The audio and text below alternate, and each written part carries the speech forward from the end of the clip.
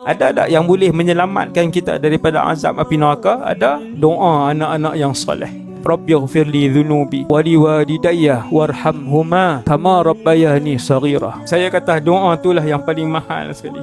8.45 malam anak kita baca. 8.45 malam kubur kita terang. Dia tak ada delay. Kena reti. Ada anak 5 orang kena bagi reti. Reti dengan Islam. Sebab anak bila dia berdoa walaupun dia fasik sampai waktu tu juga. Sebahagian ulama sebut bila anak baca doa orang akan mai dekat kubur alam barzakh. Ayah hadiah, mak dia bawa mai hadiah, anak kamu bawa mai. Tuan-tuan bayang tiap-tiap jam anak dia sebut, tiap-tiap jam dia dapat hadiah. Sebab apa? Anak dia sebut tiap-tiap jam. Rabbighfirli dhunubi waliwalidayya warhamhuma kama rabbayani saghira. Allah bawa mai. Dan bila anak-anak dia doa kat dia, orang bawa mai hadiah kat dia, dia kata anak aku bawa mai lagi hadiah. Anak aku bawa mai lagi hadiah hari ni. Itulah hadiah anak-anak yang paling berharga di alam barzakh bila mereka mendoakan ibu dan ayah mereka.